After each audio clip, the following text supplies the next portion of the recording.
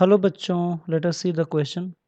The inductance of a resistance coil is 0.5 Henry. How much potential difference will be developed across it on passing an alternating current of 0.2 ampere?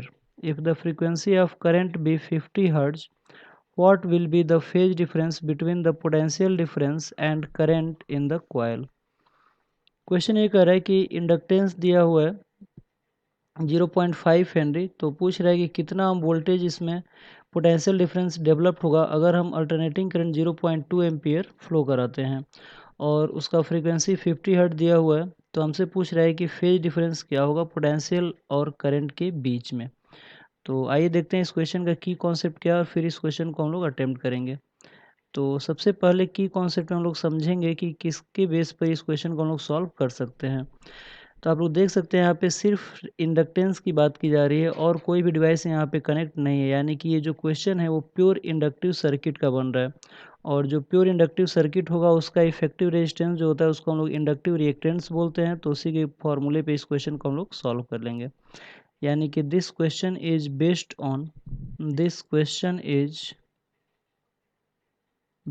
On pure inductive circuit. तो pure inductive circuit का ये question बन रहा है। तो pure inductive circuit का जो effective resistance होता है उसको हम लोग इंडक्टिव रिएक्टेंस कहते हैं, जिसकी वैल्यू एक्सएल होती है और एक्सएल इक्वल टू होता है ओमेगा एल। ओमेगा यहाँ पे एंगुलर फ्रीक्वेंसी है, तो ओमेगा की जगह पे हम लोग 2πf रख सकते हैं। तो ये हो जाएगा 2πf इंटू एल। तो आइए देखते हैं क्या क्या गिवन है और फिर इस क्वेश्चन को हम लोग अटेम्प्ट करेंगे। तो सबसे पहले आप लोग देख सकते हैं कि यहाँ पे इंडक्टेंस एल दिया हुआ है कितना 0.5 हेनरी। इसके बाद कह रहा है कि how much potential difference will be developed, यानी कि वी आर एम एस की वैल्यू पूछ रहा है। दूसरा, करंट की वैल्यू दिया है 0.2 एम्पियर, यानी कि आई आर एम एस की जो वैल्यू है ये 0.2 एम्पियर है। जो भी गिवन करंट या वोल्टेज होता है वो हमें आर एम एस वैल्यू होता है। फिर यहाँ पे फ्रीक्वेंसी दिया हुआ है 50 हर्ट्ज। ठीक है, तो कह रहा है कि what will be the phase difference between the potential difference and current in the coil, यानी कि फाई की वैल्यू हमें कैलकुलेट करना है। तो आइए देखते हैं। सबसे पहला चीज़ कि हम लोग एक्सेल की अगर वैल्यू कैलकुलेट करें तो एक्सेल इक्वल टू होता है 2πf इंटू एल। तो यहाँ से हम लोग 2π की वैल्यू को एज इट इज रहने देंगे और f की वैल्यू यहाँ पे दिया हुआ है और l की वैल्यू भी दिया हुआ है, तो इसकी वैल्यू हम लोग रख सकते हैं यहाँ पे। तो ये हो जाएगा 2 इंटू पाई की वैल्यू हो जाएगी 3.14 और फ्रीक्वेंसी हो जाएगा 50 हर्ट्ज इंटू इंडक्टेंस की वैल्यू दिया है 0.5 हेनरी। तो ये 2 को 0.5 से मल्टीप्लाई करेंगे तो ये 1 हो जाएगा और 3.14 में हम लोग 50 से मल्टीप्लाई कर लेंगे, यानी कि जो एक्सेल की वैल्यू हो जाएगी 3.14 इंटू 50 और इसकी वैल्यू हो जाएगी 5 4 जा 20 157 ओम। ये हो जाएगा 157.0 ओम। तो इसके बाद आप लोग देख सकते हैं कि जो एक्सेल होता है एक्सेल इक्वल टू हो जाएगा, क्योंकि इस सर्किट का जो इफेक्टिव रेजिस्टेंस है उसे हम लोग एक्सेल से डिनोट कर रहे हैं, जो कि इंडक्टिव रिएक्टेंस कहा जाता है। ये हो जाएगा V R M S upon I R M S.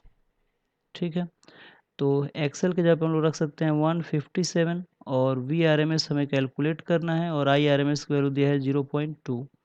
तो यहाँ से हम लोग वी आर एम एस निकाल सकते हैं। तो V R M S equal to हो जाएगा 0.2 इंटू 157। तो इसको मल्टीप्लाई करने पे आएगा 7 2 जा 14, 5 2 जा 10 और 1 11 और 2 1 जा 2 और 1 3। तो ये हो जाएगा 31.4 वोल्ट। तो यहाँ पे जो वी आर एम एस की वैल्यू आएगी वो आ जाएगी 31.4 वोल्ट और यही इस क्वेश्चन में निकालना था। और सेकेंड थिंग्स यहाँ पे ये पूछ रहा है कि फेज डिफरेंस क्या होगा। तो प्योर इंडक्टिव सर्किट में जो फेज डिफरेंस होता है वो π/2 का होता है। In pure inductive circuit